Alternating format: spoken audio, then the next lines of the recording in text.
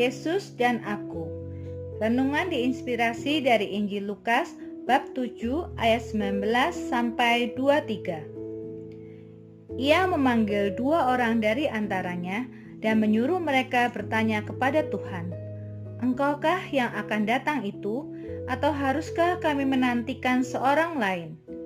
Ketika kedua orang itu sampai kepada Yesus, mereka berkata, "Yohanes Pembaptis menyuruh kami bertanya kepadamu, Engkaukah yang akan datang itu, atau haruskah kami menantikan seorang lain?"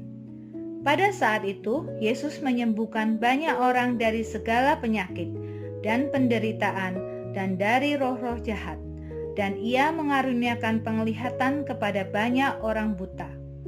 Dan Yesus menjawab mereka, "Pergilah dan katakanlah kepada Yohanes apa yang kamu lihat dan kamu dengar.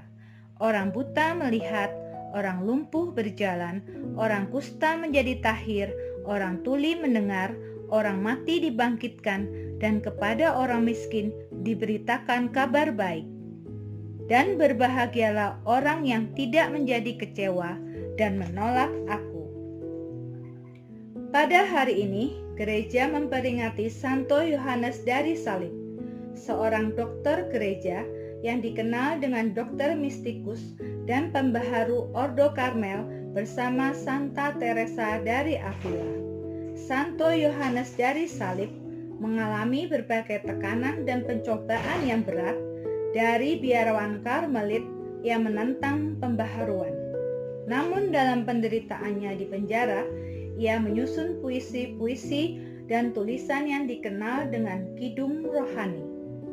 Yohanes Pembaptis berusaha mengenali siapa nabi besar yang sedang dibicarakan banyak orang karena membangkitkan anak muda di Nain. Yohanes Pembaptis meminta 2 orang muridnya pergi kepada Yesus dan bertanya, "Siapakah Yesus itu? Apakah Mesias yang dinanti-nantikan banyak orang?" Kepada murid Yohanes, Yesus memberikan jawaban berupa karya-karya kebaikan yang telah dilakukannya, seperti menyembuhkan orang sakit, mengusir roh jahat, melenyapkan berbagai macam penyakit, bahkan membangkitkan orang mati. Pekerjaan-pekerjaan yang tidak mungkin dapat dilakukan oleh nabi biasa. Yesus tahu pikiran orang banyak, terutama orang Farisi dan ahli Taurat. Mesias seperti apakah yang mereka nantikan?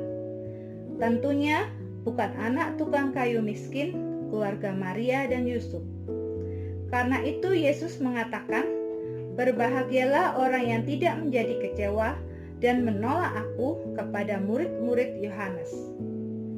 Seperti Yohanes Pembaptis, aku juga berusaha mengenali Yesus, Allah yang kusembah. Yesus juga melakukan berbagai karya baik dalam hidupku, seperti mengaruniakan keluarga, teman-teman, dan lingkungan tempat tinggal, juga memberi kesehatan kepadaku. Namun Yesus dalam perjalanan hidupnya di dunia juga mengalami banyak penderitaan. Dia ditolak, dihina, dikhianati, ditangkap, dianiaya, bahkan dihukum mati dengan cara yang paling hina, yaitu disalib. Ketika hidupku tak hanya berisi kegembiraan dan kebahagiaan, tetapi juga terdapat masalah, kesedihan, dan penderitaan, apakah aku harus menjadi kecewa dan menolak Yesus? Tentu tidak, karena Yesus telah mengajarkan kepadaku cara mengikuti Dia, yaitu menyangkal diri dan memikul salib.